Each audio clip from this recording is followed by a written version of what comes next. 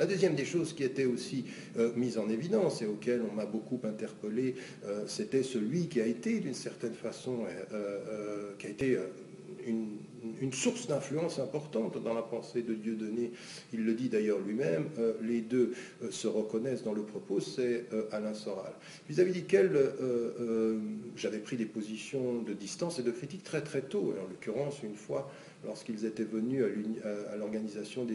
l'Union des organisations islamiques de France lors du congrès du Bourget, et on avait pris des photos, des gens étaient venus prendre des photos quand ils étaient venus me voir, c'était sans mon consentement, et je n'avais pas aimé l'utilisation qui en avait été faite par la suite sur les réseaux sociaux, comme pour utiliser l'image. Et pour moi, c'est toujours dans un débat critique ici que les choses m'intéressent. Alors encore une fois, au-delà, c'est pas parce que quelqu'un se positionne dans l'antisionisme qu'il est forcément mon ami et qu'il faut voir tout ce qui est dit. Et là, on a des jeunes et des moins jeunes d'ailleurs qui sont tellement dans l'antisystème, tellement dans la frustration qu'il suffit que quelqu'un soit antisioniste et qu'il y rajoute dans la critique de la France et de l'élite française pour qu'il y ait un mouvement de cœur émotif. Ah non, la politique émotionnelle, ça va dans les deux sens, ça ne va pas. Autant le populisme de Marine Le Pen m'effraie, et de tous ceux de la classe politique française, autant le populisme inversé m'effraie en disant on est contre le système et contre le sionisme et on va s'allier à ça. Non, il faut faire un travail d'analyse de ce point de vue-là. Il faut véritablement savoir à quoi l'on a affaire. Et que quelqu'un qui était dans l'extrême gauche, qui vire dans le nationalisme et qui soutient Le Pen, père et fille, et puis ensuite se dispute, et puis ensuite dit des choses qui, de ce point de vue, sont problématiques sur la question de la nationalité française, sur la question de l'appartenance.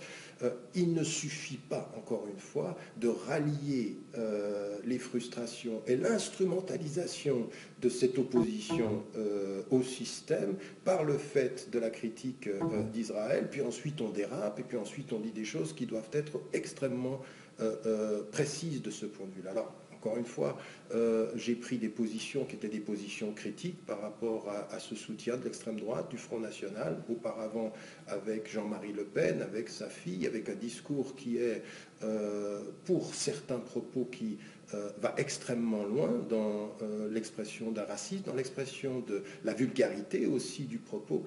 Et ça, je n'y ai jamais adhéré, je n'y adhère pas, et je rends attentif toutes les femmes et tous les hommes qui sont sur le terrain, qui peuvent avoir des frustrations réelles sur le plan social, sur le plan politique, sur le plan culturel, de ne pas tomber, en l'occurrence, dans cette attraction des sirènes qui utilisent, instrumentalisent l'antisionisme à des fins de récupération sur le plan du terrain et qui vont extrêmement loin parce qu'en même temps, il y a par rapport aux faits religieux, il y a par rapport à l'islam, même certains, je veux dire, Alain Soral qui nous dit qui sont les savants qu'on doit suivre et qui sont les savants qu'on ne doit pas suivre.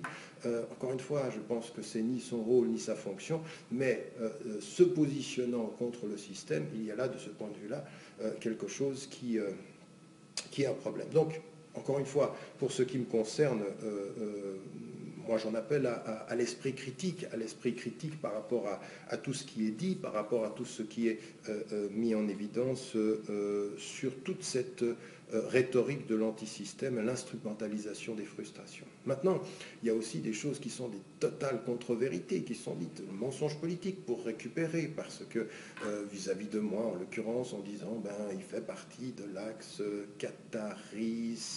britannico-américano-sioniste. Attendez, faut quand même cesser ces amalgames et en venir à des choses qui sont des réalités.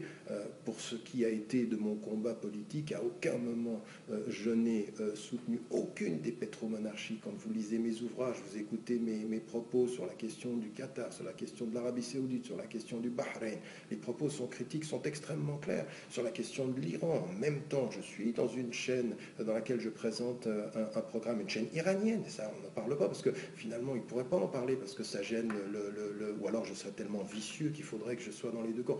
Tout ceci, ce sont des propos qui sont des propos, encore une fois, une espèce de vision binaire, simpliste des questions, et en même temps voulant, parce qu'on soutient Bachar el-Assad, commencer à faire en sorte qu'on diabolise tout ceux qui seraient dans son opposition. C'est pas comprendre la complexité des choses. Si vous lisez Le Réveil arabe, vous voyez la complexité accepter les positionnements critiques par rapport à tous les États, en fait, tous les États. Et Dieu sait si, en l'occurrence, mon positionnement par rapport à l'État d'Israël est extrêmement clair. Mais je ne veux pas tomber dans les amalgames et ni voir cette jeunesse française de confession musulmane commencer à porter au nu ou à idéaliser un discours qui ne serait substantiel et bon que parce qu'il s'oppose au système ou parce qu'il est critique vis-à-vis d'Israël. Non.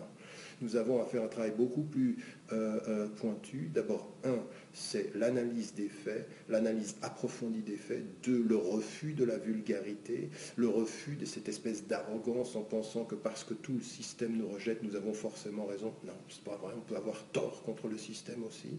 Et que, en l'occurrence, il faut revenir à un certain nombre de nos principes, la rigueur de l'opposition, la précision de l'analyse et puis en même temps le refus de tout dérapage, c'est-à-dire que jamais dans nos propos le racisme, jamais le nationalisme sectaire, jamais l'antisémitisme comme l'islamophobie, comme n'importe quel type de rapport au racisme anti-noir ne sera accepté, mais avec clarté, avec détermination, avec pondération et avec précision, sans vulgarité, avec calme et toujours avec précision. Ça, c'est ce pourquoi je me suis toujours battu et la ligne reste celle-ci. Donc, il n'y aura pas de soutien comme ceci aveugle. Être pour la quenelle, c'est être pour ce camp ou être contre. Non.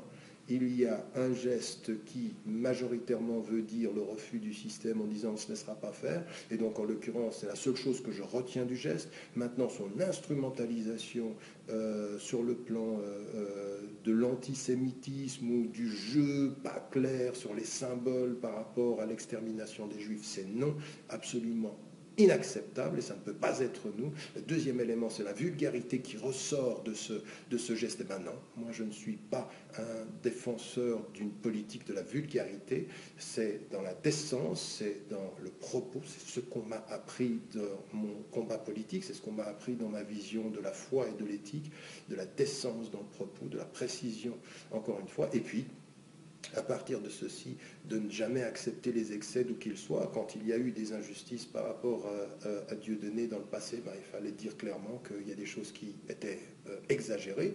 Et puis à partir d'un certain moment, quand lui-même exagère dans un certain nombre de propos, ben, il faut s'arrêter en disant là, ça va trop loin. C'est absolument pas possible de dire des choses pareilles. De la même façon qu'il s'agit de pouvoir en face de personnes comme Soral, qui semble-t-il réussit à atteindre des citoyennes et des citoyens français de confession musulmane, sur la base de leur frustration, c'est de dire attention. Il y a des principes, il y a des règles et il y a des finalités.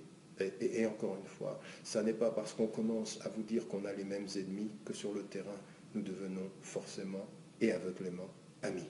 Il faut faire un travail d'analyse et de ce point de vue-là, il y a des choses qui sont absolument inacceptables dans le propos qui soutient le Front National, qui soutient une certaine forme de racisme, qui soutient un cloisonnement d'enfermement intellectuel et puis qui n'est pas, au fond, aussi ouvert sur la question de la diversité religieuse et de la diversité culturelle. Si vous creusez un peu, vous verrez qu'il y a un tout petit peu de condescendance, voire peut-être même parfois du mépris, et parfois même chez certains un peu de racisme. Il faut se réveiller. Il faut se réveiller, il ne faut pas se laisser faire sur cette question-là.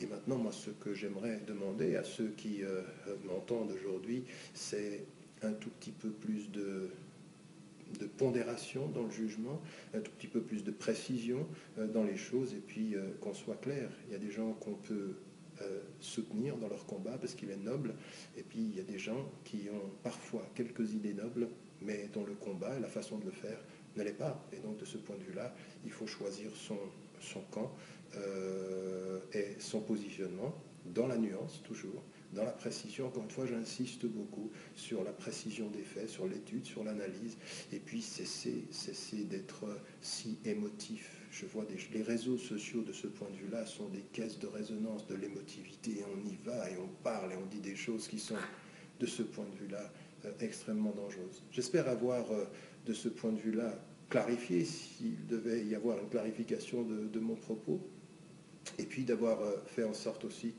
qu'on ne s'y méprenne pas.